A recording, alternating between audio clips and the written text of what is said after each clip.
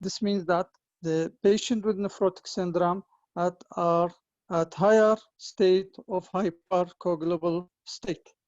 This diagram, all of us are familiar with this diagram, which is showing the coagulation system and the balance between the hypercoagulable and the procoagulant and anticoagulant system.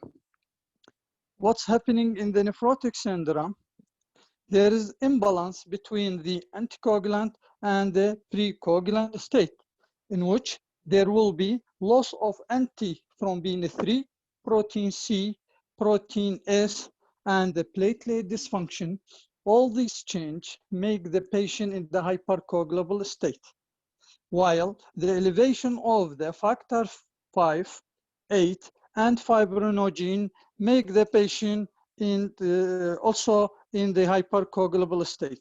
All this means that patients with nephrotic syndrome at increasing risk of the arterial thromboembolism and venous thromboembolism.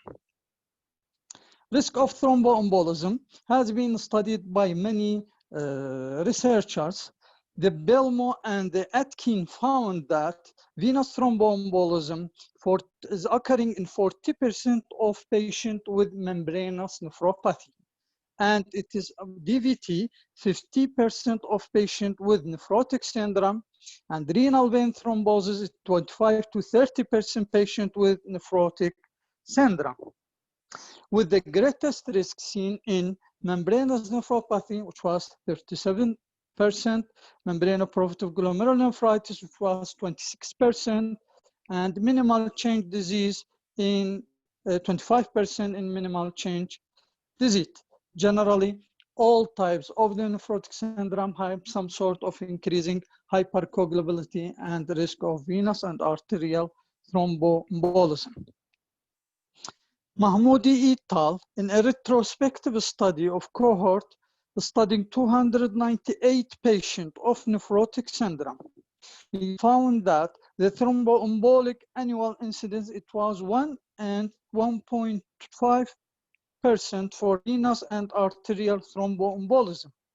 This was tenfold higher than that of the general population, which is the risk is about of 1 to 2 per 1,000 person per year. These events are associated with higher rates of morbidity and mortality, and the death at 30 days in some studies has been found to be 6% following DVT and 12% following pulmonary embolism. The aim of the study, this systematic review regarding the incidence of thromboembolism or the use of anticoagulation in patients with the nephrotic syndrome. The aim of this study is to define the optimum medication, the duration of the medication, and the to decrease the complication. Unfortunately, firm evidence on the optimal population to treat and regime to treat was elusive, and still there is no specific guideline to guide us.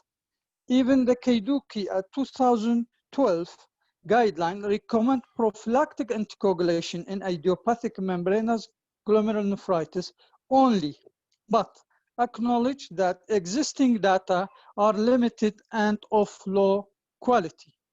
That's why to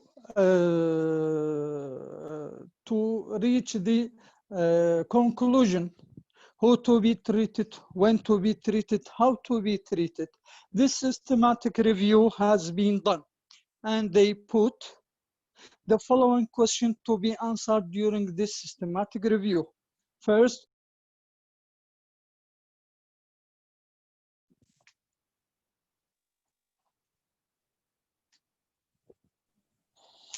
who to be treated, when to be start the medication, and how.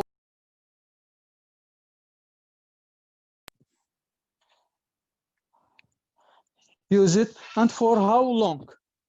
To prophylactic anticoagulation adult patient with nephrotic syndrome. The result, this is the conclusion of the review of 565 articles and 1,777 articles on Embase, 40 articles on the Cochrane database. And after exclusion, the remaining was 28 articles being included in the final review. Then this information, or this the conclusion, was the conclusion from 28 articles. First, to answer which patient to be treated, membranous glomerulonephritis appears to confirm an especially high risk for thrombosis among the causes of nephrotic syndrome. Barbour et al.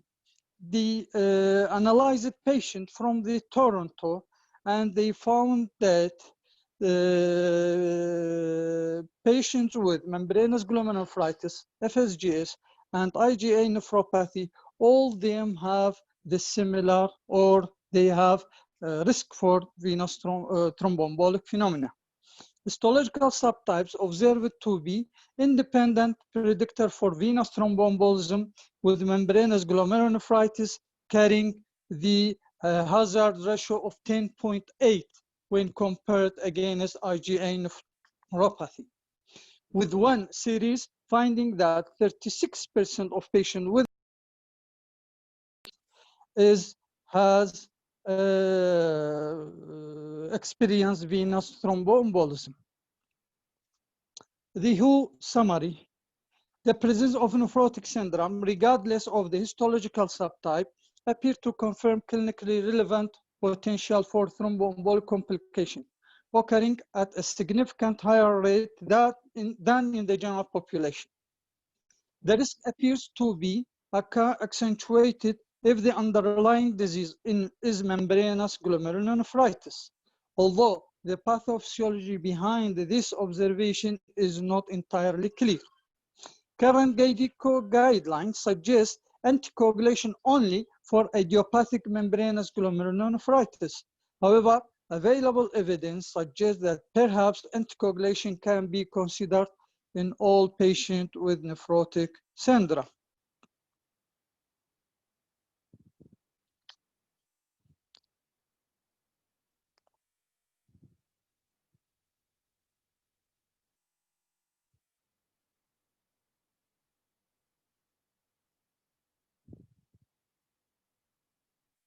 Sorry.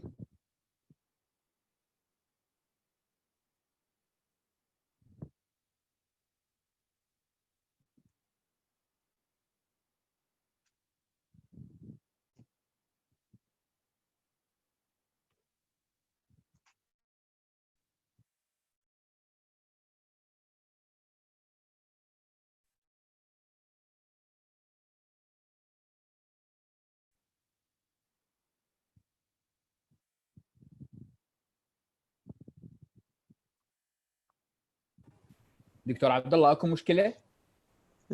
اي والله استاذ هسه دا حل. طيب يا شباب خلينا نستغل انه دكتور عبد الله شويه عنده مشكله. يا ريت اذا تشتركون بالشات او اي واحد عنده انترست ممكن يساعدنا بالدسكشن، خصوصا الشباب، الدكتور بلند، دكتور محمد، او شبابنا. استاذ انا عندي فد كومنت، العفو بدي اقطع كلامك. وات اباوت ذا انتي بليتلت ان ممبرين بروفيتيف تمام، هاي وحده من النقاط، بس انا ستيرويدالز يس بس انا مخليها بالاخير لانه احنا بدنا نحكي بس انا بدي اسال بالبدايه على انه شنو معنى سيستماتيك ريفيو؟ يعني دكتور عبد الله من قال احنا نريد نقدم هاي الكيس او هاي الارتكل، يعني لو كانت ارتكل عاديه ممكن ما نشجع انه نقدمها، بس ليش سيستماتيك ريفيو؟ ممكن اي واحد يفتح يسوي انميوت لنفسه ويقول لنا او يكتب لنا بالشات. استاذ انا حاضر. دكتور عبد الله انت لا تقدم الكيس، احنا نريد غيرك من الشباب. نعم. دكتور ابان، بلند. استاذ يعني قصدك شنو معناه systematic بالضبط review؟ نعم. يعني they review multiple trials and studies and يعني in a systematic way. تمام. ودي يجمعها طيب بارتكل ليش؟ واحد. هاي كل الارتكل يسووها؟ هاي حتى البيس ماله يقوى يعني. اذا احنا اذا لاحظتوا كلمه قال لنا اياها الدكتور عبد الله، انه لحد الان the decision regarding anticoagulation, prophylactic anticoagulation بالنفروتيك syndrome apart from membranous nephropathy, the decision is elusive. مكتوبه الكلمه elusive يعني شيء ما محدد، شيء خيالي، شيء ما نقدر نلزمه بايدينا. فايش نحتاج؟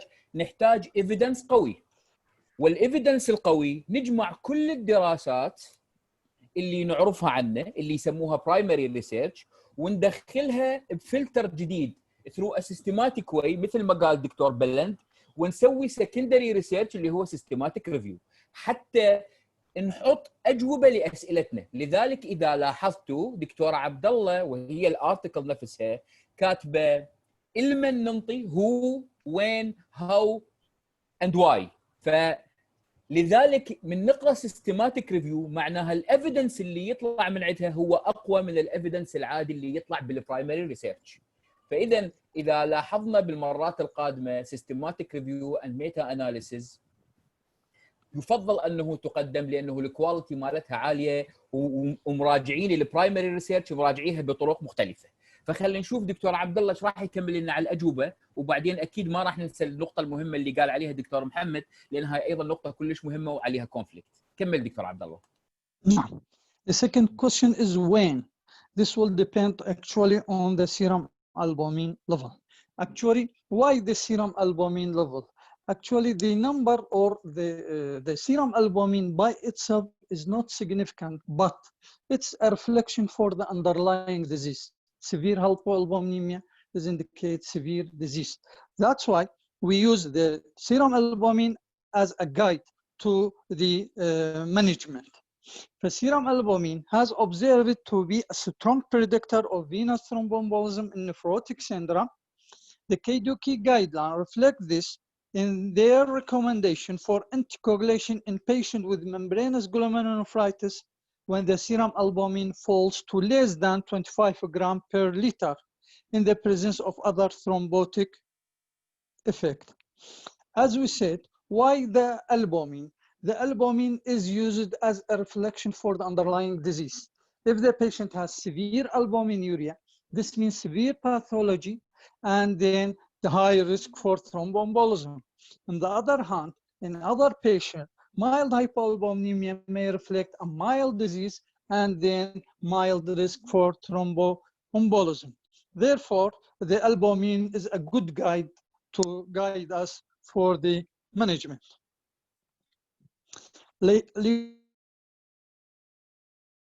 Leonaki et al. Reported in patients with membranous glomerulonephritis that when the serum albumin less than 28 grams per liter, the risk of venous thromboembolism is increased by 3.9-fold. At the same group of patients, when the serum albumin is less, the risk will be increased to 5.8-fold. At the same issue, Gimilani et al. In a retrospective study who studied more than 7,000 of patients found that thromboembolic risk proportionally with the risk rose proportionally with decline serum albumin, and even mild reduction in serum albumin even within normal range can confirm increased risk. The highest risk group were those with serum albumin less than 25 grams per liter, with an event rate of 8.5 per 1,000 of patients per year. Then, when summary, most forms of nephrotic syndrome appear to carry some clinically significant risk of thrombosis, and anticoagulation should be considered in the setting of hypoalbuminemia. The serum albumin Sorry.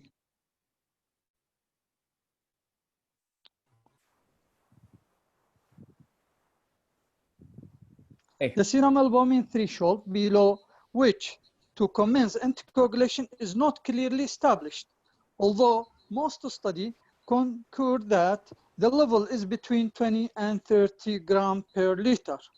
This will need to be balanced with patient's risk of bleeding. If the proceeding with anticoagulation, it should be commenced as soon as is it safe, as the risk of thrombosis has consistently been found to be highest in the first 6 months of the treatment.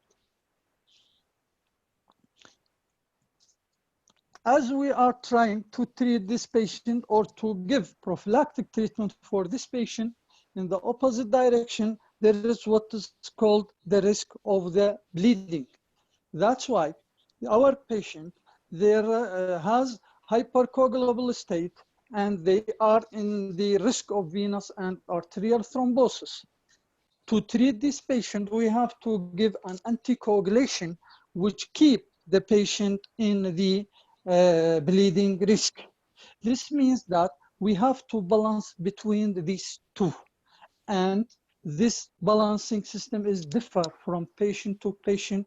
I mean, we have to individualize the patient regarding this risk of the bleeding and the benefit of the treatment.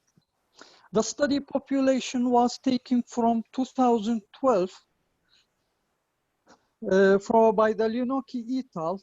He studied 898 patients and they assessed the bleeding risk by the anticoagulation and risk factor in atrial fibrillation score, which scored the atria. The author conclude that patients derive variable benefit from prophylactic anticoagulation depending on their risk of bleeding and serum albumin level. That's why, for instance, if the patient at low risk of bleeding, there was a reasonable risk bleeding ratio from anticoagulation even at serum albumin threshold as high as 30 grams per liter.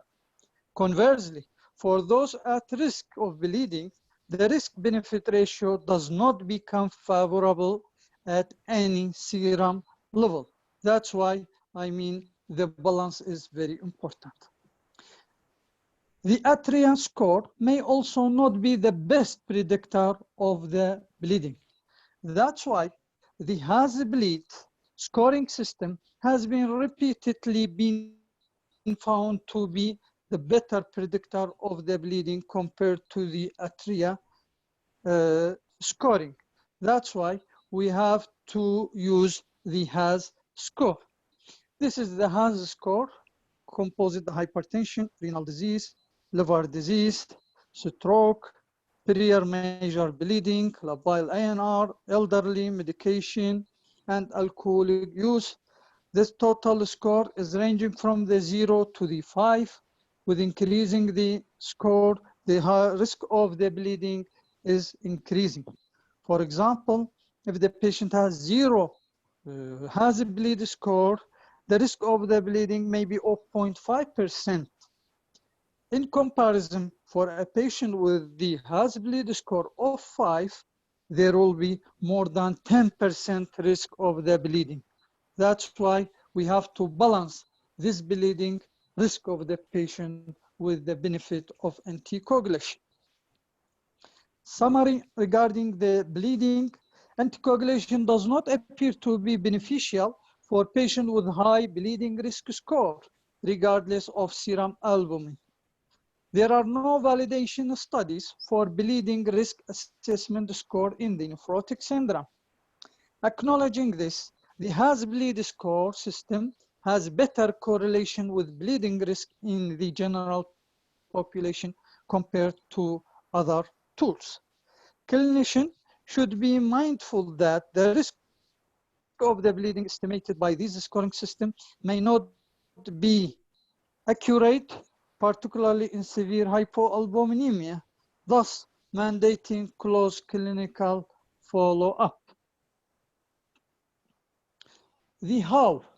the way to anticoagulate this group of patients. Number one, الو الو نعم. هاني هلا هلا عم صفاء، شلونك حبيبي؟ هلا قلبي هلا حبيبي كملوا عني هلا. كملوا اسف على المقاطعه كملوا. لا براحتك. هلا بيك استاذ صفاء. دكتور عبد الله نستعجل شويه. اي اوكي. The third question is how to anticoagulate these patients, whether by warfarin or heparin. Antagonist and stable anticoagulation across many indications is the recommended agent in the KDUKI 2012 guideline for venous thromboembolism prophylaxis in membranous glomerulonephritis related nephrotic syndrome. The low molecular weight is an alternative for prophylaxis, but uncertainty exists in dosing as heparin target of action is antithrombin 3, is actively lost in the urine in nephrotic syndrome, potentially confirming heparin resistance. For treatment of documented arterial thromboembolism and venous thromboembolism, the guidelines suggest full dose anticoagulation with either low molecular weight or high molecular or warfarin. Unfortunately, there is little evidence available regarding to optimal choice of the agent or it is dosing because of the lack of randomized trial. And the data that are available, it's come from the case studies and retrospective cohort studies. Rosticker et al. In 1991 presented a prospective pilot study in 55 patients, various types of nephrotic syndrome. Patients were given low molecular weight enoxaparin at 40 milligrams for variable time period. And this was, the author found that the low molecular weight heparin was safe, well tolerated, and effective for venous thromboembolism. Midgerald Thomas et al. Carried out a single center retrospective study in 143 patients, and they make two arms. The first arm with albumin less than 20 grams using enoxaparin or low dose warfarin. The second arm is the albumin above 40 grams per liter using aspirin. There was no venous thromboembolism in patients who had received prophylactic for at least 1 week. And the two venous thromboembolism that were observed occur within the first week of transplant of treatment. The author concluded that a regime of prophylaxis, antiplatelet or anticoagulant therapy appeared to be effective in preventing venous thromboembolism in nephrotic syndrome with relatively few hemorrhagic complications. More recently, Kildall et al. Do a retrospective study examined 79 patients of nephrotic syndrome.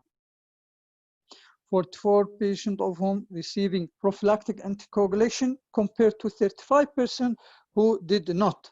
The prophylactic regime varied from the warfarin alone, warfarin with bridging low molecular weight heparin, or low to high dose low molecular weight alone. The author observed that there was significantly more thromboembolic event in non-treated group, and the major bleeding only occurred in those who had concurrent aspirin treatment for other reasons. With regard to dosing, the American College of Chest Physician Clinician guidelines for prevention of thrombosis advise that optimal INR range for prevention of thrombosis is between 2 to 3 and a low molecular weight dosing is less certain as the choice between the prophylactic or therapeutic dosing. The majority of studies using heparin as prophylactic have opted for prophylactic over therapeutic dose. Overall, it's difficult to draw the conclusion as whether these varied prophylactic regimes were truly effective. First, because the study was observational design, and most of the studies, they have a few numbers, and it can also be difficult to account for changes in thrombotic risk during follow-up. For instance, a patient entering remission with treatment, their risk may be naturally decline. And this make a confusion whether this declining is due to the improvement of the disease or due to the effect of the anticoagulation. Summary regarding the how. Available studies suggest that prophylactic anticoagulation is beneficial. The efficacy of warfarin versus heparin has not been compared directly by any study. Heparin, despite the theoretically possible of resistance from antithrombin 3 loss, has been used successfully for both prophylaxis and treatment. Low-dose aspirin was used for low-risk patient in one study. If proceeding with prophylaxis, the choice of agent should be guided by patients and clinical factors, such as ease of use and access, patient preference, and feasibility of monitoring requirements.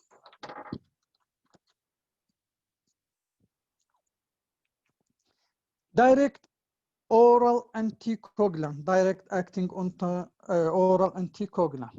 At 2008, a direct acting oral anticoagulant has been introduced, and it is either active factor 10 inhibitor, rivaroxaban, apixaban, edoxaban, or direct thrombin inhibitor, dabigatran, argatroban in the coagulation cascade. Clinical application for these agents are widening, and they are the first line option for the conditions such as non-valvular atrial fibrillation, deep venous thrombosis, and pulmonary embolism. Direct-acting oral anticoagulation are increasingly favored over warfarin because of its rapidity of the onset. Lack of the monitoring does not need monitoring like warfarin by INR methylene. Reduced bleeding profile, and however, their role in nephrotic syndrome is not well defined. The evidence for use of direct-acting oral anticoagulant in nephrotic syndrome is extremely limited, consisting mainly a case report and one small randomized trial, with a majority of studies focused on treatment rather than prophylaxis of thrombosis. The use of direct-acting oral anticoagulation treatment for thromboembolism have mixed results. Either show failure of direct oral anticoagulation requiring subsequent reversion to the addition to the traditional agent, or successful where the traditional anticoagulating have fallen short or were poorly tolerated. The only randomized trial data are those from the small pilot study by Zhang et al., in which 16 patients were allocated to receive either rivaroxaban or low molecular weight heparin for treatment of venous thromboembolism. Nearly all patients achieving the endpoint of thrombus dissolution, and the author conclude that rivaroxaban was an effective alternative option for treatment of nephrotic syndrome-related thrombosis. Evidence for direct-acting oral anticoagulation as prophylaxis is limited to only one case report detailing the success use of apixaban as a prophylaxis in 2 patients with membranous glomerulonephritis and minimal change disease. The other major consideration for the use of direct-acting oral anticoagulation is the safety. Direct-acting oral anticoagulation is currently not approved for the use of patients with significant renal impairment, in which creatinine clearance less than 30 ml per minute, although there is mounting evidence to suggest that these agents can be safe in the renal impairment population. So their use may be gradually become more widespread.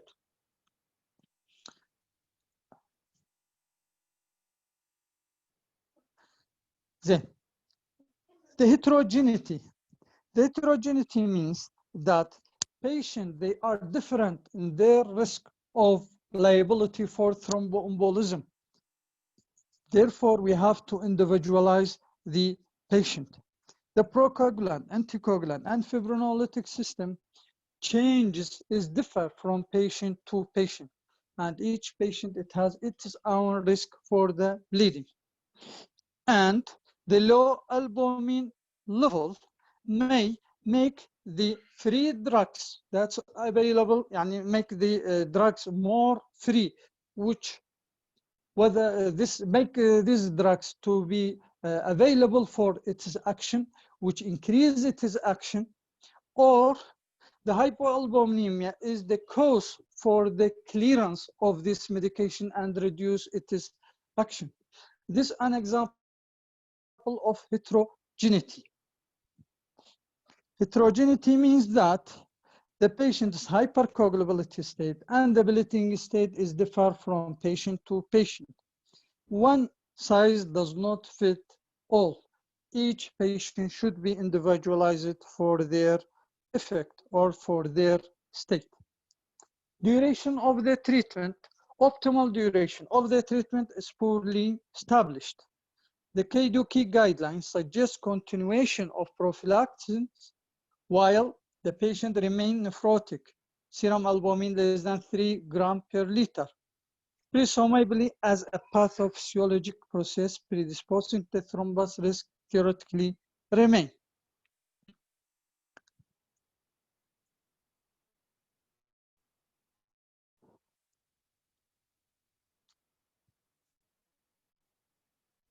Now, as a summary for all of the slides that we talk, we have few questions to approach to the patient. The first question we ask to ourselves is whether the patient is primary membranous glomerulonephritis or other histologic type. As we said, if the patient has primary membranous glomerulonephritis, they have higher risk for thromboembolism, and we have to work to use more anticoagulation. In opposite to the other histological type, which have lower down. Then, if the patient has primary membranous glomerulonephritis, the second question we have to ask ourselves is the bleeding tendency of this patient according to the has bleed. If the patient has bleed of 3, this patient, no prophylactic anticoagulation should be given for this patient. And if the patient has bleed of 2 and the serum albumin is more than 3, okay, again, we did not anticoagulate this patient. Has bleed 2, but the serum albumin was less than 3 or 30 grams per liter, the patient needs prophylactic anticoagulation. And if the has bleed is 0 to 1, and the patient is serum albumin more than 3, again, no prophylactic anticoagulation because this patient at low risk. If the serum albumin less than 3 grams per liter, prophylactic anticoagulation is needed. If the patient has other histological type other than membranous glomerulonephritis, again, we ask about the has bleed risk. If the patient has 3 has bleed risk 3 and above, no prophylactic is given. If the patient has bleed risk of 2 and the patient's serum albumin more than 25 grams, again, no prophylactic to be given. But if the patient has serum albumin less than 2.5 grams per liter, prophylactic anticoagulation is indicated. If has a bleed score from 0 to 1 and the serum albumin more than 25 grams per liter, no prophylactic anticoagulation is given. If less than 2.5 grams per liter, prophylactic anticoagulation is needed. Thank you for listening. شكرا جزيلا دكتور عبد الله. طبعا دكتور صفاء، بس to summarize بالحقيقه this is a systematic review regarding the prophylactic use of anticoagulation in patients with nephrotic syndrome. أكيد حضرتك تعرف وكل الزملاء يعرفون أنه the decision to go for anticoagulation is not that so clear. So this is a systematic review of about more than 550 studies with good number of patients. Still, there are certain areas in the management of anticoagulation in patients with nephrotic syndrome are still not so clear. فأكو بعض الأسئلة إذا نسألها للزملاء الشباب حتى بعدين أكيد دكتور صفاء راح يعلق لنا طبعا على الموضوع. اكو نقطة كلش مهمة دكتور عبد الله معانا مو تمام دكتور عبد الله؟ نعم استاذ اسمعكم. دكتور محمد أكد على نقطة شفناها احنا كلش مهمة وهي انه the most important issue السيرم البومين. تمام؟ نعم استاذ. السيرم البومين نحتاجه جدا حتى to decide for anticoagulation. إذا كانت نريد إحنا ننطي وارفرين أكو مشكلة أخرى بالسيرم البومين؟ أستاذ البايندينج وارفرين is a binding protein binder. ممتاز وبالتالي نعم توكسيسيتي مالته صح؟ توكسيسيتي مالته عالية أو يصير increased risk of bleeding. يس. النقطة الثانية إذا كان أكو renal impairment والكرياتينين more than 1.5 the risk of intraglomerular bleeding will be very high. So we may lose the renal function because of the use of warfarin. فالوارفرين مثل ما هو مفيد فهو سلاح ذو حدين. هذه النقطة الأولى. أكو نقطة لخ على هنا يعني loss of protein سيان بس in the urine. نعم أكيد. هذول يخلون الورفرين induced skin necrosis عالي، فلهذا دائما غطي مريضك بالبدايه بفتره اطول ويا هيبارين. اكيد يعني شلون ما يصير عندك يعني شلون ما يصير عندك loss of antithrombin 3 loss of protein C and this is documented in non-selective proteinuria. هذا حال الاي جي جي وثايرويد بايندينج جلوبولين and other microglobulins. يعني انا شايف واحد على صار موريبند منطي وورفرين اوت بيشنت بالعياده ممبرينس نفروباثي. نعم. كان يم عمك احسان دار التمريض الخاص. يمكن هو هذا نفس اللي انا شايفه.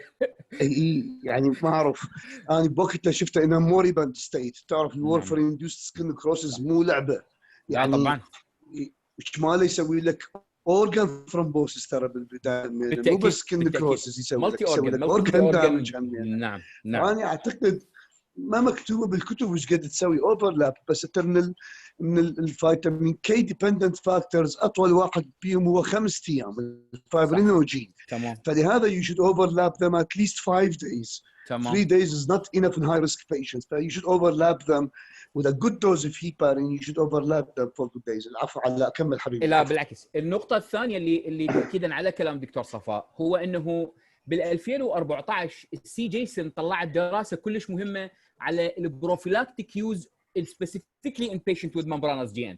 صح كانت retrospective study بس شافوا انه مشاكل الانتي كواجوليشن مو قليله فرادوا يقسمون المرضى الى ناس اذا كان عندهم very high risk of bleeding of thrombotic score ينطوهم بالبدايه هيبارين وبعدين انتي كواجوليشن with warfarin. واذا كان عندهم مودريت ينطوهم اسبرين واذا كان لا مو مودريت او مايلد ما ينطوهم شيء. بمعنى لما يكون السيرم البومين is more than 3 او قريب على 3 كانوا ما ينطوهم شيء. 2 الى 3 كان ينطون اسبرين واقل من 2 definitely they will start with heparin and will continue on anticoagulation with warfarin. هذه الدراسه صح كانت قليله بس هي اللي خلت تاكيد على انه البيشنت with membranous GN بالانتيكواجوليشن يحتاج لهم special attention. لذلك بعدها الامريكان حاولوا يطلعون فشيء اسمه glomerulonephritis tools اللي هي to predict which patient will bleed or which patient will go for coagulation. لكن شافوا الكونسستنسي مال هاي الجي ان تول اللي كانت موجوده وافيلبل اونلاين بدأوا يستفادون من الاكسبيرينس مال البيشنت وذ اي اف، لذلك صار الاتفاق بالسنين الاخيره على الهاز بلد سكور ريجاردينج ذا ديسيجن. فاذا النقطه الاولى نباوع الالبومين، والنقطه الثانيه نباوع الهاز بلد سكور، اللي هن هذول نقاط كلش مهمه. الدكتور صفاء اكو سؤال انسال واني طبعا خليته للاخير لان كنت منتظرك تجي لان اعرف تحب هذا الموضوع، هو على الرول اوف انتي بليتليت بالبيشنت with nephrotic syndrome regarding hypercoagulability or therapeutic strategies. فانت شو تقول عليها؟ هسه انا ردت اسئله الدكتور تعرف شنو هي المشكله؟ لازم نرجع بالعشر سنوات او 15 سنه السابقه دكتور علاء. اي نعم. كان عندنا هيستولوجيز بدون انتي فوسفوليبيد، الثرومبوسيس يلعب دور بالجلوميرولار ديزيز نفسه. بالتاكيد يعتقدوا الى رول بالباثولوجي مال الديزيز نفسه. نعم، ممبرينو بروليفراتيف جي ان، ممبرينو بروليفراتيف جي ان، لانه الكومبلمنت سيستمز اكتيفيتد. ولو تتذكرون شباب ومحمد هسه يسمع يجوز انت بذاك الوقت ما كنت واسك نفرولوجي اصلا. احنا محمد تعرف شنو كان استاذ حسان ياكد يقول الممبرينو بروليفراتيف جي ان many systems are activated. Fibrinolytic system, the complement system, and the need for anticoagulation. انا علي تعلمت ايامي ما كان الممبرينس نفروباثي اكثر واحد ترى. طبعا حتى على يتذكر كنا نقول يعتقدون ممبرينو بروليفراتيف جي ان اكثر واحد يسوي ثرومبوسس. فلهذا الفكره عمو بس تاكيد حتى الولد يوصلون لهاي النقطه. الفكره انه عمو صفاء ده يقصد بانه المشكله مو بس ثرومبوسس كدي في تي، المشكله الكونتريبيوشن اوف انترارينال ثرومبوسس. كانوا يعتقدون الممبران بروليفراتيف جي ان اكو فورميشن اوف انتراجلوميرولار مايكرو ثرومباي ذات بريديسبوز تو بودوسايت انجري.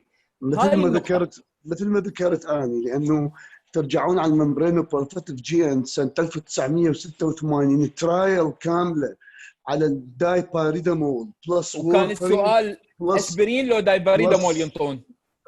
طبعا warfarin for many years even in children warfarin for years. يعتقدون ان الثرومبوسس داخل بالباثولوجي مال هذا. فلهذا من كنا نسال نقول يا هو اكثر واحد يسوي، يقول لك in spite of its that the proteinuria membrane proliferative gene is less than membranous, but the tendency to thrombosis is more, especially inside the kidney itself as a pathological marker. هذا الشيء ما بقى هسه لانه الباثوفيزيولوجي مال الديزيز تغيرت، صارت مونوكلونال انتي بودي وكومبلمنت واثنينهن كومبلمنت. يس تغير. احنا كنا متعلمين على هذا على بس هسه كل شيء تغير. الممبرينس هو مثل ما قال دكتور محمد، هذا كلش المحاضره لطيفه والاسلوب حلو كان مرتب المحاضره. احنا هذا السكور لازم نمشي عليه. بس انا اعتقد هي هاي coexistent diabetes, obesity, previous history of embolism, oral contraceptive use, diuretics كلها تعتبر ريسك فاكتور على يعني بالتأكيد. يمكن هذا السكور اللي طلع كلنا نعرفه وكلنا احنا كنا كل واحد بنفسه وبعيادته حاط سكور مالته للممبرينس، مو صح؟ مزعج الابروش للممبرينس. بس اني هسه دا اشوف مرضى الفيرست برزنتيشن مالتهم واز نفروتيك. عندنا مريضين دكتور علاء فيرست برزنتيشن اوف نفروتيك DVT pulmonary embolism with their presentation مثل التي كي اي بالتايب 1. اثنيناتهم المرضى ندزولي. خليني احكي لكم الاكسبيرينس بالمريضين. واحد من اهل لمبار وواحد كردي من اهل ديانه اسمه سامان، يعرفوه الولد هذا شايفين. نحط على ريفاروكسابان 20 ملغ دكتور علاء. ايه الو وياك. نحط على ريفاروكسابان 20 ملغ بدون اي فائده دكتور علاء، بدون طبعاً. اي فائده. تمام. الو وياك دكتور صفاء، احنا بدنا نسمع. نعم. نحط على ريفاروكسابان بدون اي فائده. ويتذكر محمد دخلته مرتين للمريض، دا ياخذ فول دوز 20 ملغ فاني من دخلته رجعت للطريقه مثل ما قال دكتور محمد بالمحاضره مالته. شلت الريفاروكسابان، رجعت على تايتريتد وورفرين، صرت نعم. اوفر دوز مرتين، كل الاديمه راحت، الثرومبوس لايز، البرزنتيشن كله صار زين. فاعتقد you can choose between them according to the risk factor of the patient. يعني المريض البيشنت بروفايل. نعم يعني عندي history of bleeding deal، اثنيناتهم حيكونوا خطرات دكتور علاء، ماكو فرق أكيد. بالورفرين وبالريفاروكسابان بالكونترا انديكيشن. فاي think that in clinical practice it's better to go for the old rules. heparin, warfarin, and to continue on warfarin should be the first aim. Second, the use of direct acting oral anticoagulants, still we need a good experience with them in nephrology. بالتاكيد، لانه احنا عصرنا مثل الكارديولوجي عندنا سوليد ايفيدنس مثل ما هم يستخدموها، او بالنيورولوجي. المشكله بالنفرولوجي. الو دكتور صفاء وياك.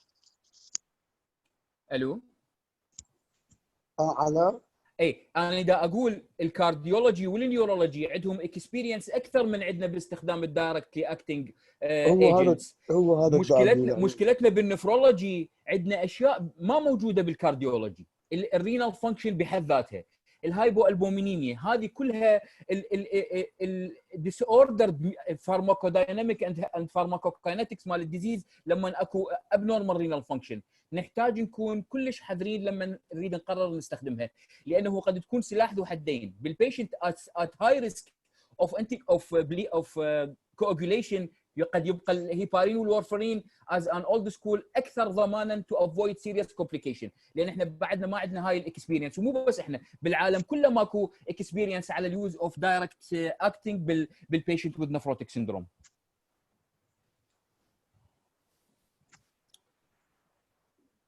دكتور عبد الله بدك تسمعني؟ نعم استاذ، اسمعك استاذ.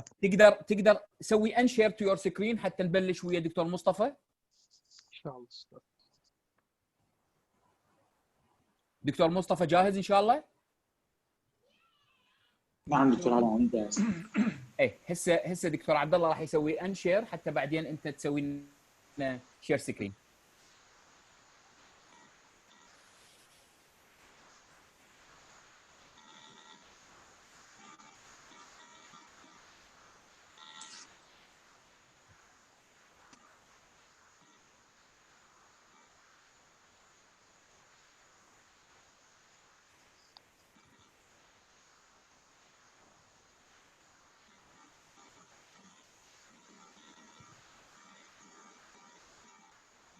عبد الله بس انشير. دكتور بالله نسوي له انشير انت من يمك. دكتور محمد ما يصير، لازم هو يسوي انشير. عبد الله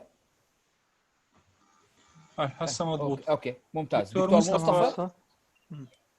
نعم دكتور. يلا عيني. السلام عليكم جميعا. عليكم السلام ورحمه الله. دكتور صفاء ويانا؟ دكتور صفاء ما بقى على الخط. اوكي، لا احتمال مشكله بالانترنت، تليفون او فد شيء. اتس اوكي. ابدي دكتور علاء. يلا عيني توكل حبيبي. يلا مصطفى. دكتور صفاء هم دخل. اي شفته. اي تاكدت انه ان. I will present the case under supervision of Dr. Safa al-Mukhtar.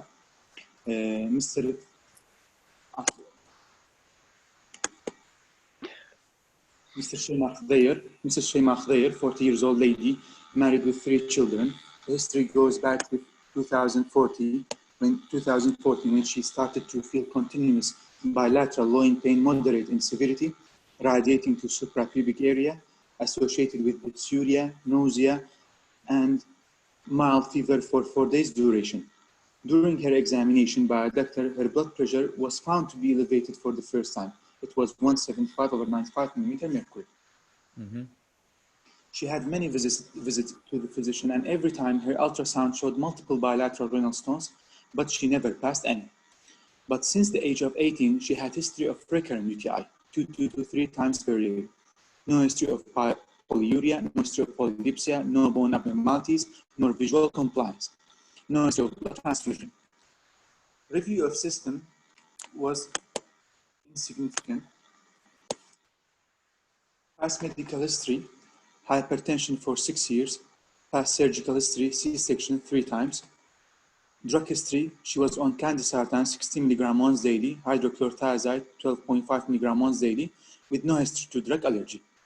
Family history, no history of chronic illnesses, and no history of stone formation within the family members. Social history, she was not smoker, not alcoholic. On examination, young female patient, not in distress, with normal vital signs, blood pressure 135/70, heart rate 65, respiratory rate 70. Normal cardiac and chest examination, normal abdominal examination with no lower limb edema. The lab results, the serum creatinine and blood urea were within normal range. Serum calcium 11.1 milligram per deciliter, hypercalcemia. Serum magnesium 2 milligram per deciliter. Serum potassium 3.4. Sodium 136. Chloride 102 milligram per deciliter. Phosphate 2.7 milligram per deciliter. TSH within normal range 1.10. Parathyroid 30.8 milligram. Vitamin D3 25.9. And the CBC showed hemoglobin 12.6, YDT 9,000, platelet 250,000. The general urine examination showed 3 to 4 high power field negative, regarded as negative, plus cell 6 to 8, and albumin nil with few crystals. دكتور مصطفى قبل من لان انا اعرف يمكن لك وراها ايميجينج ستادي وهذه بس تو سمرايز لخاطر الشباب عمو وياك وانا بيسوي سمري لحد الان ابدي اسال اسئلتك اللي هي how to approach واريدهم يجاوبون ابدي بالضبط. هو هاي الفكره. احنا to have a summary عاشتي لك البرزنتيشن كلش ممتاز. 40-year-old female, yes, low in pain, features of UTI, history of bilateral renal stone, history of recurrent UTI, increased blood pressure, and no family history of renal stone. هذا الهيستوري كله تمام. فمن هذا الهيستوري ومصطفى انت لا تحكي، الشباب نريدهم يقولوا لنا شنو يخلون ببالهم ديفرنشال دايجنوسيس. يس اذا ما تقدرون تحكون اكتبوا بالشات ولا تظلون ساكتين، والا شنو فائده الميتنج اذا انتم ساكتين؟ استاذ يلا وين هايبر باراثايروديزم استاذ should be هايبر باراثايروديزم واحد. طيب بعد دكتور منو قال هايبر باراثايروديزم؟ محمد؟ دكتور مجتبى عمي انا دا اكمل لك اياهم وبعدين نحطهم وحده وحده. اعرف اوكي بعدين احد الشباب قال نفروكالسينوسيس. بعد نفروكالسينوسيس بعد اي هسه جايك زين. ودكتوره لانا قالت هايبر اوكزاليوريا. نعم زين. انا اقول هذا ايديوباثيك ستون فورمر ويعني سيفير ستون فورميشن اوف ذات ايديوباثيك تايب. واكو ناس قالوا هايبر باراثايروديزم و ايضا رينال تيوبولار اسيدوسيس. خلي نجي ناخذهن. اذا افترضنا هذول كلهم راح اعددهم انا من جديد. هايبر باراثايروديزم، رينال تيوبولار اسيدوسيس، نفروكالسينوسيس، هايبر اوكزاليوريا. هذول شنو اذا اريد نحطهم بصيغه عامه شنو هم هذول؟ هل هم اليوجوال ستون فورميشن ديزيز؟ لا طبعا. هذول ميتابوليك ديرينجمنت ان فورميشن اوف ستون. هذا الخط العام. الخط العام لانه اكو ستون ما تحتاج كل هاي نفوت بيها. واحد سنجل ستون فورمر ما عنده مشكله، مو ريكرنت. النقطه الثانيه شنو اللي اجينست الهايبر باراثايروديزم دكتور مجتبى؟ اي نعم هو مجتبى يخليه هو يناقش الدايجنوز. نعم استاذ. الكالسيوم هاي ديسبايت هيدروكلوروثيازايد. هاي واحد سيرم كالسيوم but should be. The second thing استاذ الباراثايرويد goes with hyperparathyroidism. الباراثايرويد هرمون should be suppressed in a case of hypercalcemia which is not هذا suppressed. اذا كانت سكندري، واحنا متفقين بالسكندري هايبر باراثايرويدزم ماكو فورميشن اوف ستون. ستون is a picture of primary hyperparathyroidism. سيرم كالسيوم استاذ هاي not low. السيرم كالسيوم هاي لانه اكو اذر فاكتور انت قلت لنا عليه. زين، قد يكون اليوز اوف هيدروكلورثيازايد. عاشت ايدك نعم. لانه هذا كان السؤال الثاني. طيب نفروكالسينوسيس دكتور محمد سامي قال لنا نفروكالسينوسيس. ليش نعم أستاذ. نفروكالسينوسيس؟ renal tubular acidosis. The زين. patient is hypokalemic. One of the تمام. differential اذا احنا diagnosis. نعم. عندنا سيرم كالسيوم اون ذا لو سايد، بس Low هي side. she is still using hydrochlorothiazide اللي هو هم يسوي هايبوكاليميا. هاي واحد. طبعا النقطة أستاذ الثانية نحتاج لحظة محمد، نعم. عندنا بالالترا ساوند شنو؟ ايش قال لنا دكتور مصطفى بالهيستوري؟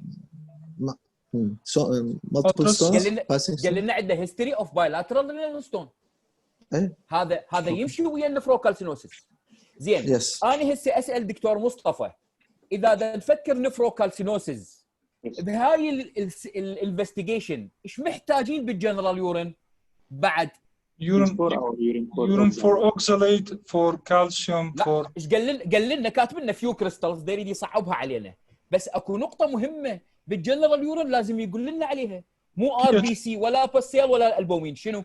PH يا شباب يورين بي اتش، لانه احنا نعرف اذا كان بالديستال شكل واذا بالبروكسيمال شكل مرات يصير اكو بارادوكسيكال بايكربونات يوريا.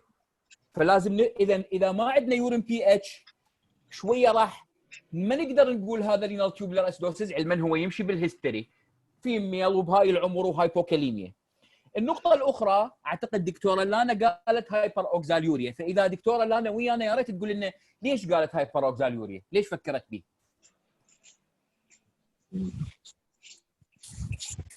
الو عمو هلا maybe because recurrent UTI و serum potassium يعني borderline متى تمشي ويا renal tubular acidosis. زين. وبعد هو يحتاج يعني general يعني urine examination for oxalate و for calcium، يعني يحتاج بعد انه حتى documented maybe hyperoxaluria. بس وجود النفروكالسينوسيس يعطي suggestion بانه يمكن يكون هايبروكزاليوريا. بس السؤال how do you define hyperoxaluria in absent family history؟ عادة اكو family history ايه؟ بلكي راح يكون عندنا انتريك او يوزنج هايبروكزاليوريا ما هي لا مساويه بارياتريك سيرجري ولا عندها مال ابزوربشن. كان قال لنا دكتور مصطفى بالهيستوري ولا دا تاخذ ميجا دوزز اوف فيتامين سي ولا عندها ولا قال لنا اكو مشكله بالاوكزالوباكتر بالجي اي لاني مالت الانتريك. احنا بدنا نحكي على برايمري هايبروكزاليوريا تصير ويا ابسنت فاميلي هيستوري. طبعا تصير طبعا تصير طبعا تصير دكتورتنا عزيزه لانا تصير ان اباوت يعني والاوتوسومال دومينانت بوليسيستيك كدني ديزيز تصير ب 10 الى 20% ابسنت فاميلي هيستوري. بالاوتوسومال ريسيسيف بعد اكثر كمان. طبعا يعني autosomal recessive diseases has a more common negative family history. يعني هم هذول اذا مخلفين فقط اثنين مثلا عائله وهذا الشانس مالته تعرف 1 in 4 يصير. فالعائله اذا صغيره او single child you may miss them. يعني هذا التشايلد اللي يجي واحد الى siblings احتمال ما يطلع هايبروكزاليوريا. هذا اذا ياخذ كرايبه يبدي يطلع بجهاله. هذا يعني كل اوتوسومال دومينانت ديزيز كل جينيتيك ديزيز لنا هيتروجينوس. عندنا هوموزايجس برزنتيشن، عندنا هيتروزايجس برزنتيشن، عندنا فريم شيفت ابنورماليتي، عندنا ديليجنال ابنورماليتي، انواع اشكال. فلهذا الابسنس اوف فاميلي هيستوري does not exclude. وبعدين هم لازم تعلقين تعليق الاخ لانا. تعرفين شنو هو؟ 10% of patients are diagnosed retrospectively after transplantation. لانا 10% of patients with oxaluria are diagnosed retrospectively after a failing graft. يعني ما يبين ما يطلع كل شيء عدا ايكوجينيك مايلدلي ايكوجينيك كدنيز. مرات كل شيء ما يطلع لك الاوكزاليوريا. تروحين تزرعين وتاخذين الكليه مال اخوه وتحطين له اياه وتتدمر يلا تعرفين المريض عنده اوكزاليوريا. حال الفابريز ديزيز retrospective diagnosis after kidney transplantation.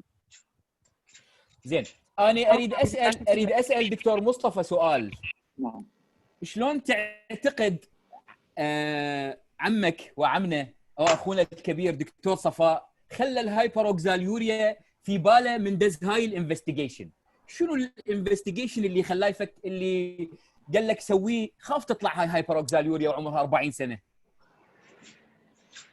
من الكلينيك، من الكيمستري، كرياتينين، يوريا، كالسيوم، ثايرويد، باراثايرويد، شنو الشيء اللي قال لك سويه خاف تطلع هاي هايبروكساليوريا؟ كالسيوم. مو سيرم اوكزاليت، بلازما اوكزاليت.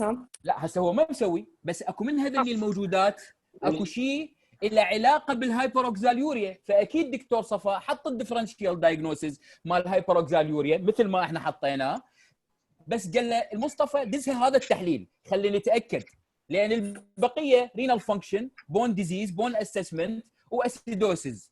شنو الشيء اللي له علاقه بالهايبروكساليوريا؟ يلا وينهم؟ شو محمد يجاوب؟ علاء يكتبون الشباب، بس هو السؤال بفره صعبه. يا شباب اكيد عمو صفاء من شاف انه احتمال هاي الكيس تكون هايبر اوكساليوريا وعمرها 40 سنه، يعني مو بعد هي صغيره، معناها اكو كان ادفانس ستيت، فهو هي لوكت فور ايفيدنس اوف سيستميك اوكزالوسيس، فدز على ثايرويد فانكشن، لانه هم يصيرون هايبوثايرويدزم خصوصا من يكبرون، فدز على تي اس اتش. عمنا دكتور صفاء. اوكي دزينا تي اس اتش وفحصنا المريض على المتفرج. هسه راح يكمل مصطفى بالانفستيجيشن. كمل دكتور مصطفى. نعم. We can for 24 hour renal peroxalate it was 1500 milligram per 24 hour. لازم تعطينا اياش قد بالمليمول، بس راح نمشيك اياها الى 1500. اوكي. Arterial gas analysis was normal with normal pH. Okay. The imaging studies, right kidney and left kidney both showed multiple stones with nephrocalcinosis, multiple cortical calcification, ranging between 4 mm to 10 mm, and multiple ultrasounds. And this is the imaging. تمام. And this is the genetic study. The result of the قبل الجينيتيك ستدي احنا الان صار عندنا انكريزد اوكزاليت سكريشن باليورين، وعندنا بايلاترال نفروكالسينوسيس اند ايفيدنس اوف ايكوجينيك كيدنيز. قبل ما نروح للجينيتيك ستدي اكو سبيسيفيك كيميكال ستاديز او يورين اناليسيز معين ينطينا انطباع انه هذا هايبر اوكزاليوريا غير الاوكزاليت، ومرات ينطينا انطباع عن which type of oxalate of hyperoxalate. اكو واحد من الشباب يعلق لنا موس urinary glycerate. عافيه، هذا يمشي ويا تايب. احسنتي. تايب 2 لا هذا تمام. واذا تايب 1 واللي هو الموست كومن يورينري شنو؟ جلايكزوليت وجلايكوليت. حبيبتي خوش عايشتي لك عمو صفاء. طيب المشكله وين بالاوكزاليت والمشكله وين بالجلايكوليت او بالجلايسيريت؟ اكو شيء جيد عند المريضه خلاها تطلع 1500 باليورين، بس السيرم اوكزاليت يجوز مالتها مو عالي. شنو هو؟ واحنا كنا نفرولوجيست. النورمال رينال فانكشن يا شباب، من عندها نورمال رينال فانكشن، عندها جود جي اف ار، فلهذا الكدني از فلترينج جود اماونت اوف تطلع كميات كلش كبيره. بينما لو هذه باديه رينال امبيرمنت تلقى عندها اوكزاليت عالي، بس يجوز الرينال اوكزاليت اليورينري اوكزاليت قليل. هاي واحد. ثانيا هذا الاوكزاليت والجلايكوليت والجلايسيريت فيري فاريبل بن يريد يطلع باليورين، يعتمد على الايج، لذلك مرات يربطوه بالكرياتينين فيسوون جلايكوليت تو كرياتينين ريشيو. فاذا هذه لازم نخليها في بالنا. اي ماده بالضبط يقارنها بالكرياتينين. زين دكتور مصطفى، احنا دزينا جينيتيك ستدي، راح تراوينا الجينيتيك ستدي، بس بعدين راح نسالك انت سبيسيفيكلي ليش تدز جينيتيك ستدي بالهايبر اوكزاليوريا. يلا عيني. Genetic study showed a genotype which is P11L, which is a minor haplotype allele of IGXTG. it shows this allele of AGXT gene show that those patients with this positive gene are better responding to pyridoxine treatment and are less likely to develop end-stage kidney disease in the future. ممتاز. So the diagnosis was hyperoxaluria type 1 AGXT gene defect. لحد الان هذا كله زين. اذا اول فائده للجينيتيك ستدي طلع لنا انه هذا AGXT تمام؟ Yes. لانه هو هذا 80%. بس اكو بعد فوائد بالجينيتيك ستدي نحتاجها غير يطلع لنا التايب؟ ريسبونس تو بايريدوكسين. عمو صفاء مو اذا انت راح تجاوب هم ما راح يظلون ساكتين. لا هم هذول حيعطيك اكو سيرتن اليلز ابنورمال تمام. تخلي مريضك يجوز يستفاد من بايريدوكسين ويبقى عليه طول عمره ويظل مستفاد من عنده يعني. واكو ناس يجوز ما يستفادون من البايريدوكسين فما تحتاج تعطيهم هاير دوزز. هاي واحد. النقطة الثانية هاي البيشنت دكتور مصطفى ليش فعلا احنا احتاجين الجينيتيك ستدي بيها؟ يلا جاوب مصطفى شبيك؟ سبيسيفيكلي هاي البيشنت. Because it was not associated with renal impairment and there are multiple differential diagnoses. صح عفية هي عندها multiple differential diagnoses لكن النقطة ماكو جينوتايب فينوتايب كوريليشن. Yes. جاية عمرها 40 سنة وعابرة القضية وما حد حل السالفة. إذا أنت تحتاج solid crystal clear diagnosis حتى يحسم لك القضية. فإذا النقطة اللي قالها الدكتور صفاء بالبداية أنه الهايبر أوكزاليوريا أحياناً ماكو كوريليشن، أكو جينيتيك ديفكت بس ماكو كلينيكال برزنتيشن، فيحتاج شيء يحسم لك القرار، وهنا القرار راح يحسم لك إياه الجينيتيك ستدي. إذا الجينيتيك ستدي يعطيك دايجنوسيس، يعطيك التايب، وقد يحدد لك الفيوتشر ريسبونس فور بايريدوكسين، خصوصاً أكو 150 ميوتيشن. خلينا نكمل دكتور مصطفى عاشت يدك. لا هو هسه اريد لا اوقف خلاص اوقف ارجع على كل الطلاب يبدون how to manage this patient. ابدي اسال وهم يرتبون التريتمنت مال هذا المريض. اريد هم يبدون شلون نعالج هذا المريض. هو عمو هسه انت بدك تسال هم خليه يجاوبون شلون شنو اللاين اوف مانجمنت اللي يريد يكتب او اللي يريد يحكي بس تباعا بالصوت واحد. لا خلي يبدي دكتور مجتبى. اريد اول لاين مال مانجمنت مال هذا شو نسوي على مود اعبر على الطبيب اللي هاي فلويد انتيك. اكسلنت. ايش قد تريد بوله بال 24 ساعه؟ 3 لتر. اكسلنت. اذا يو نيد اذا صغير بالعمر والانفانتايل يخلوا له جاستروستومي تيوب يوصلون على مود يسوي له جود هايدريشن. دكتور مجتبى يعني الطفل والهذا يخلوا لهم جاستروستومي تيوب على مود يخلوا لهم جود هايدريشن. اكسلنت ممتاز. ورا مجتبى منو يحكي؟ عبد الله. دكتور عبد الله ويانا؟ بان عمو نعطي بايريدوكسين هاي دوز. هاي دوز؟ اي راسا تبدين هاي دوز؟ تايتريتنج نبدي اللو دوز ونشوف البنفيت. زين. يعني تظلين تجمعين الادرار. ايش قد تتوقعين من تزيدين الدوز ريدكشن ان ذا سيرم بايريدوكسين على مود تقولين عليه يستفاد بان؟ I don't know seriously. More than 50 to 60% reduction the urinary oxalate is needed to label the patient. لانه البايريدوكسين ريسبونسيف حتى نقول بايريدوكسين ريسبونسيف. تعرفين ليش؟ لان البايريدوكسين يقلل، احنا الاوكساليت مالتنا يقلل حتى بالطبيعي، مو بس بالمريض، بالطبيعي يقلل الاوكساليت. تمام. وتقدرين تستخدمين 50 to 100 ملغ in even idiopathic oxalate calcium stone formers. يعني يعتبر prevention للكريستاليزيشن اوف oxalate with calcium. اوكي بان؟ اكسلنت. اللي ورا بان منو بعد؟ على دكتور علاء. اكو دكتور علاء الشبلي.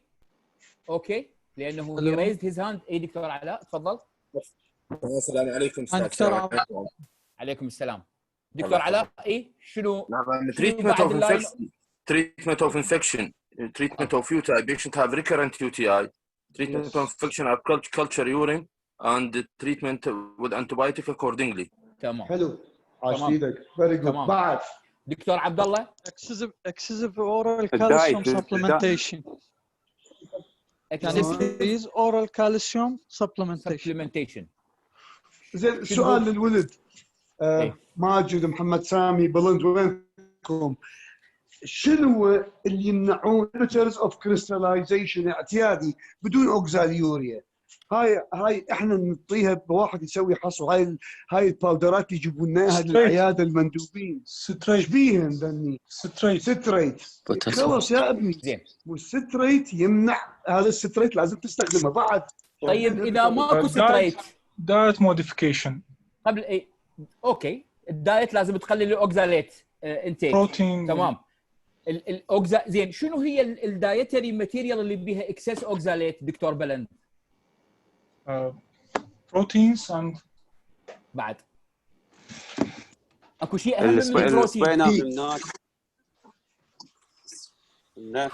حتى تعرفوها. كل شيء جوزي، شوكليت، كوفي، تي، نستله، هاي الاشياء اللي بيها جوزي معناها بيها اكسس اوكزاليت.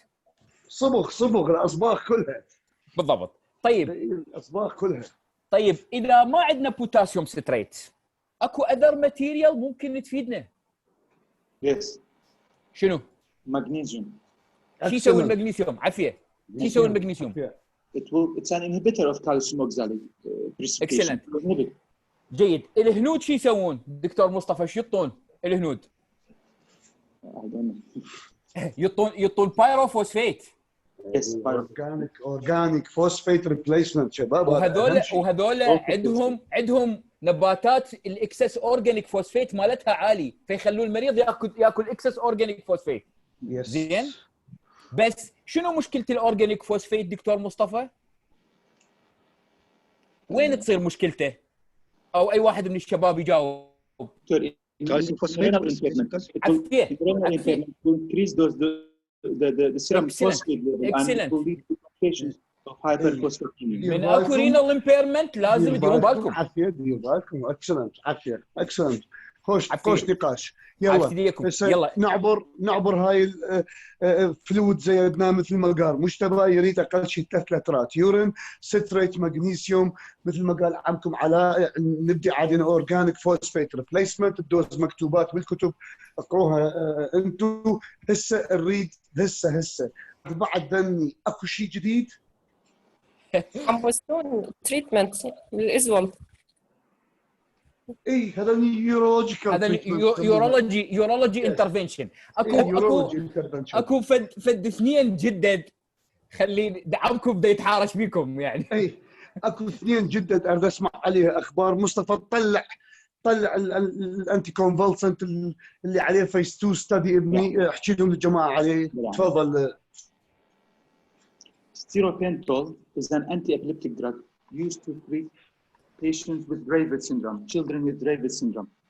It has been shown that stiripentol it inhibits neuronal lactate dehydrogenase 5 enzyme, as this isoenzyme is also the last step of hepatic oxalate production. We hypothesized that stiripentol would potentially reduce hepatic oxalate production and urine oxalate excretion.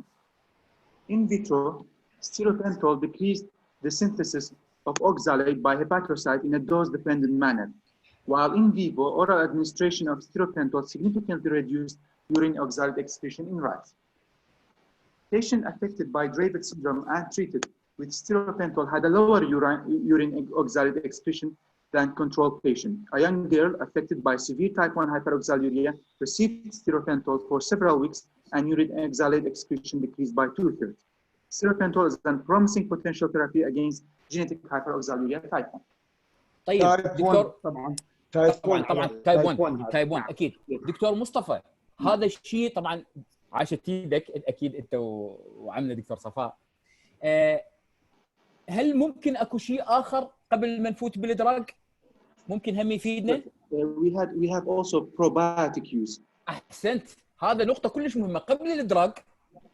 هذا كلش مفيد. شلون البروبايوتيك دراجز شو تفيدنا شلون؟ Well, we have some types of bacteria known as Oxalobacterium perfringens. احسنت.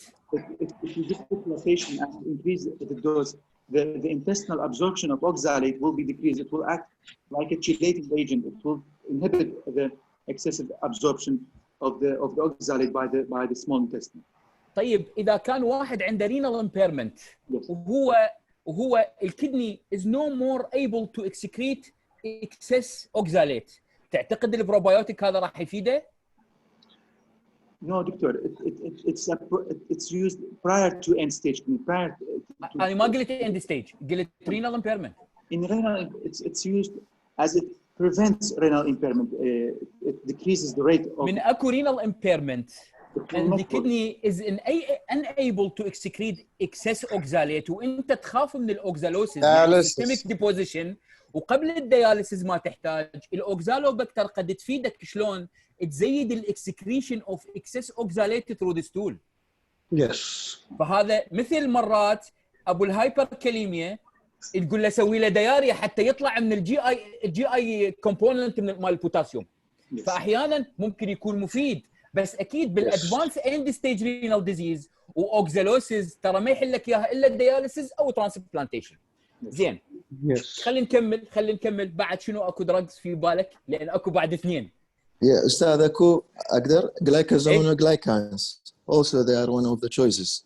شو تسوي هاي يعني يقلل الكالسيوم oxalate crystallization and ultimately stone formation will be stopped. هذه عاده تكون بالبدايه.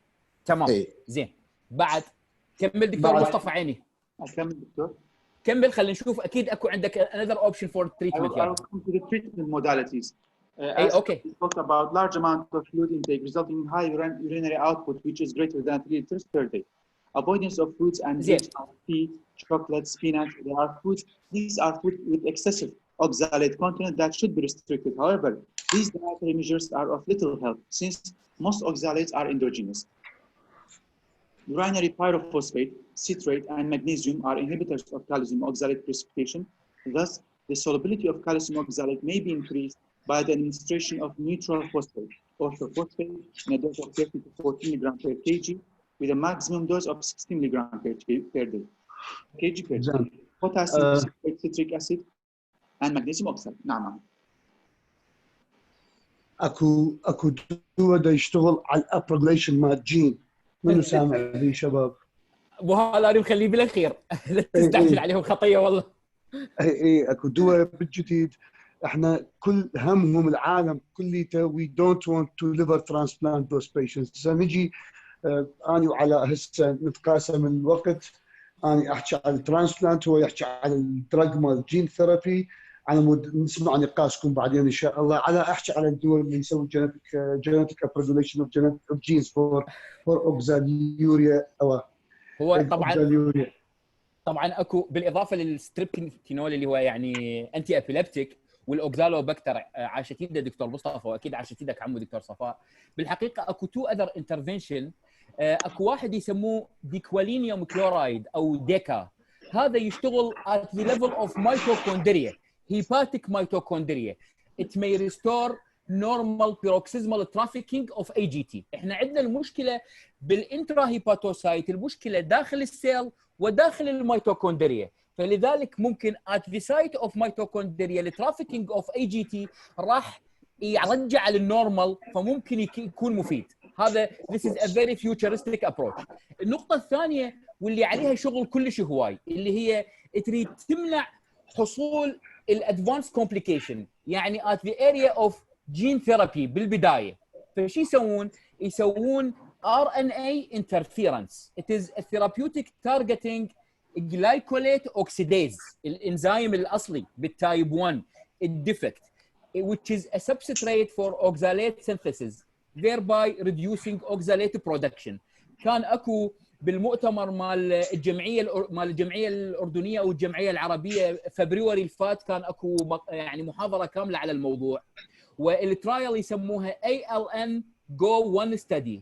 الان يطبقوها على healthy adult subject حتى يشوفون how much this will affect the oxalate. And there is a phase 1 او phase 2 study بالبيشنت والبرايمري هايبروكساليوريا. فهذا سبيسيفيكلي مهم بالتايب 1 خصوصا مثل الكيس اللي محط النقاش. شلون بيسووها على ثرو يعني فايرال ترانسفكشن؟ هو واحده من النقاط هي ثرو فايرال ترانسفكشن، فكانوا ينطون سنجل دوز تو ذا جينيتيك ماوس موديل اوف برايمري هايبروكساليوريا تايب 1 وشافوا انه ويا الرات موديل شافوا اكو فيري جود ريسبونس ويا البدايه، وبعدين حولوها من الرات موديل الى نورمال ادلت سبجكت هاو ماتش ذس ويل افكت their oxalate، وبعدين المفروض هسه اعتقد فيس 1 او فيس 2 على برايمري هايبر اوكساليوريا البيشنت اللي هم تايب 1 اصلا. يعني المفروض حسب ما اتذكر على 21 او 22 تطلع ريزلت اوليه يعني ان شاء الله. نعم يعني حاكي شويه على الترانسبلانتيشن اوف ذولا. طبعا the question which arises that's why we don't preemptively liver transplant those patients before anything happened to the kidneys, to the thyroid, or the bones, or the vessels. Three studies. واحدة سمعتها من رحت ل فيلادلفيا كان American Society of Transplantation على 18 مريض with severe infantile oxalosis. Preemptive liver transplantation was a very high mortality. 3 of them died because of the perioperative mortality of the procedure itself. Biliary continued in 3 other patients. The surgical mortality infection was very high in those age group below the age of 5 as regarding preemptive liver transplantation. عداها increase in the incidence of lymphoproliferative disease, infection, and etc. فما يعتبرون the preemptive liver transplantation is a good choice apart from a life-saving procedure for severe infantile oxalosis, and it is يعتبروها ترجع للمركز اللي قاعد يشتغل مع liver transplantation. ماكو أي indication, clear cut indication how to preemptively liver transplant them. But still, liver transplantation preemptively can be the only choice for severe cases without preventing organ damage in the future. Regarding kidney transplantation alone, حتشوفون هواية اللي بالعراق احنا موجودين كليته هي لو تعتبر غلط لو ما تعتبر غلط او طبيب ناسي شيء. اكو مريضة اني زرعت لها من اهل النجف يعرفها على recurrent transplant oxalosis صارت عندي. recurrent transplant oxalosis من نطلع الالترا ساوند مال المريضة اللي حسب ما اذكر اني على وقتها كانت only ecogenic kidneys، فلهذا حطيت الكومنت اللي انا قلت له ترى ما يبين عندك.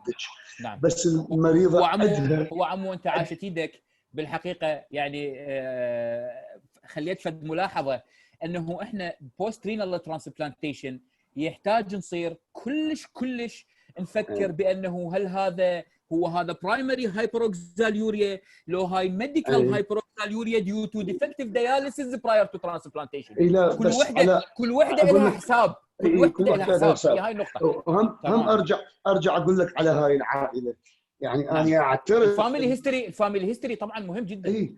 اعترف بانه المريضه ورا ما طلعت ترانسبلانت اوكسالوسيس قالت لي انا عندي اخويا من بالضبط هي هاي النقطه. يذبحصوا يعني صح. ماكو واحد معصوم من غلط. علاء بيك سوالف يعني لا بالعكس خصوصا with our patient ما يعطون هيستوري دائما. لازم احنا مرات ليش دا اقول للشباب من نشتغل ترانسبلانتيشن هذا الموضوع ازعج شيء من يطلع لك بعد الزرع يعني بالضبط. مزعج. احنا عندنا مريض الاخ من بغداد ما نريد نجيب اسم الطبيب اللي زارع له قديمه القضيه كان غير اطباء غير انتم موجودين يعني من ليف ريليتد واجاني الاربي واخذت له بايوبسي والمريض حي مو اخوه ثاني والله غلطت ما اخذت الهيستوري مال اخوها. هذا هو المريض يفحصه من عمره 4 سنوات. فهمني شلون؟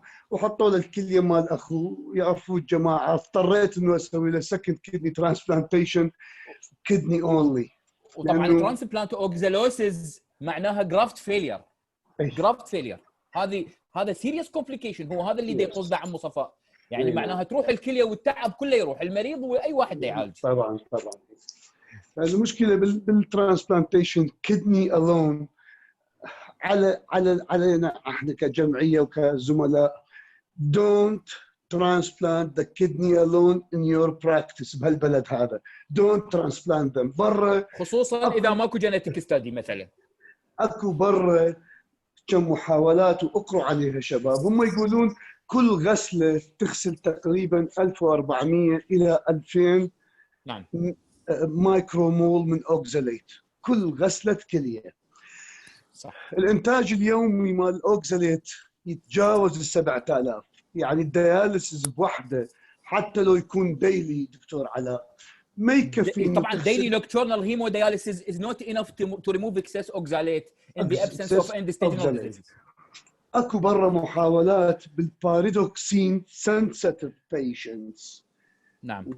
بعد ما اكدوا انه هو باريدوكسين sensitive حطوا فد بروتوكول كلش حلو 15 يوم ديلي هيمودايفلتريشن. بالهيمودايفلتريشن يوصل بالاوكزاليت ووش اكثر من 3000 تقريبا 3000 يوصل بالهيمودايفلتريشن. سووا لهم 15 يوم اجريسيف هيمودايفلتريشن، حطوا الكليه وبداوا 250 ل 300 ملغ بايريدوكسين on the days after transplantation. صار عندهم survival rate about تقريبا 5 years survival rate with that approach اللي اني هنا ما اشجعه. احنا بدنا نحكي علم واكاديمي هسه.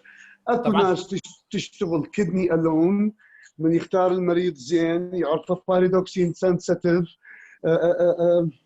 there is no availability of liver transplant. البلد ما بي liver transplantation هيجي لايف سيفنج. المريض ليجالي يقبل على هالموضوع ويقبل انه يصير ريكرنت باكثر من 50% بالجرافت مالته. والاحسن يو افويد ليف ريليتد ترانسبلانتس بذولا. ترضى تمام جدا هذا. يعني ترضى بالديسيز دونر احسن. مو صح دكتور علاء؟ هذني انا اكو مشكله عمو اكو مشكله عمو انت يو ار شيدنج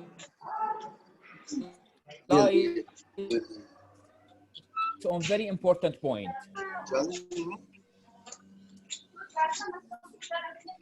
احيانا بالبلد لانه ماكو ديسيجنر بروجرام ينتو جو فور ترانسفير لتاكد ماكو ديفكت يلا. نعم احيانا اكو ناس يزرعوا له ياخذ من اخوه ويطلع يا اخوه يا اما هايبروكساليوريا ايضا and we will lose both the patient. فيفضل ناخذ unrelated واذا احنا في ظرف احسن اكيد disease donor program يكون احسن بالتاكيد. نعم عشتيتكم. اليوم اني متونس اكثر من المحاضرين البرة. محاضره قيمه جدا، كيس كلش حلوه، نقاشاتكم بداعه اليوم. يعني I think that this meeting today طلابنا وعلى سووه up to the standard. عاشت ايدكم على very nice talk اليوم. very nice. أنا بس تأكيدا على كلام عمو صفاء فد نقطة زائدا سؤال للشباب حتى نخلص إن شاء الله. أحيانا لما أنت برا طبعا مو يمنا، لما أنت probably you don't have a possibility to go for kidney transplant أو عندك mildly impaired renal function, they may go initially for liver transplant. وشافوا بعض الناس ممكن يبقون with renal impairment لسنين وبرا سنين يلا يحتاجون رينال ترانسبلانت. لانه مثل ما قال عمو صفاء النقطه الاساس انت دا تصلح المصنع الاساسي، الديفكت هناك. هاي نقطه. طيب مرات لو احنا في دوله اخرى ما عندنا جينيتيك اناليسيز، شلون ممكن نسوي دايجنوسيس؟ شلون؟ ليفر بايوبسي. عافيه. منو قال؟ منو قال؟ ماني دكتور. عافيه مصطفى. ليفر بايوبسي. عافيه تروح. شلون ليش بليفر بايوبسي؟ ليش؟ عافيه. الو. اي قول دكتور مصطفى كمل. ليش ليفر بايوبسي؟ شو يفيدنا الليفر بايوبسي؟ مو حتى يفحص الانزيم الاكسبريشن اوف اي جي تي. عافيه اكسلنت دكتوره لانا. طيب هذه المريضه عمرها 40 سنه واجتنا بعمر ال 50 عندها سيفير براديكارديا، شنو علاقتها بالهايبروكساليوريا؟ مجتبى يلا يا شباب، مجتبى وينكم؟ deposition سوري ايه ديبوزيشن وين؟ ديبوزيشن وين؟ in conducting the system. myocardium in conducting system اذا in the ديبوزيشن myocardium. بالكوندكتنج سيستم. Yes. طيب صار عمرها 55 سنه ومدى تشوف زين، شنو اكو؟ Deposition يلا اي ديبوزيشن وين؟ corneal in the corneal. corneal deposition. بالكورنيا وبالرتينا. corneal فاذا من يكبر العمر وتقل الرينال فانكشن اتوقعوا راح تتحول من هايبروكساليوريا الى سيستميك اوكزالوسيس ديبوزيشن، فلازم تلقاها تدور عليها. لذلك هاي البيشنت بين فتره وفتره تحتاج اي سي جي وتحتاج اي اكزامينيشن. تمام عم مصطفى؟ عاش ايدك، فيري نايس، عافيه. انت العايش. يعني هي اليوم فضينا موضوع قوي كلش ومزعج بالهذا، وبي اراء هوايه، وحكينا الابديت مالته، يعني على قولتها سويناه يخني اليوم الاوكزاليوريا. بوجودك يعني وجود الشباب بالحقيقه، الله الشباب يخليك. يعني كلهم يفرحون والله ما شاء الله عليهم، فيري نايس مرتبين وحاضرين. يعني احنا نريد المستوى هيك يبقى. طبعا لا ننسى يبقون 5% من اوكزاليوريا مثبتين بايوكيميكلي، ويبقون جينيتك ستدي نيجاتيف. لا ننسى طبعاً، هذا الشيء. هم أكيد اكو أكيد. يبقون 5% ماكو جينيتك ابنورماليتي، وما حد يعرف شنو احتمال بالمستقبل يوصفون اكو تايب 3 همين، هذا الهوجا طبعاً حكينا هوجا. عليه، على الهوجا لانه هو اصلا إيه. 10% ويجوز مرات اقل من 10%، لان كلاسيفايد ياخذ من عنده شويه، فمو كلش كم. فيا شباب احنا نريد نوصل المسج الاتيه، نريد الكل تقدم مثل ما قدم دكتور مصطفى. السلايدات واضحه جدا، الداتا والهيستوري والكلينيكال اكزامينيشن كلش مرتب، خلانا لانه البرزنتيشن ممتاز، خلانا نطلع ديسكشن دينا على الديفرنشال دايجنوسيس. طبعا دكتور مصطفى طبعا بوجود عمنا دكتور صفاء وياه زين، فنريد الشباب كلهم يقدمون بهاي الكواليتي. يعني اذا اكو سؤال ما شاء الله قبل ما نروح اي والله اذا اكو اي سؤال او ملاحظه احنا حاضرين.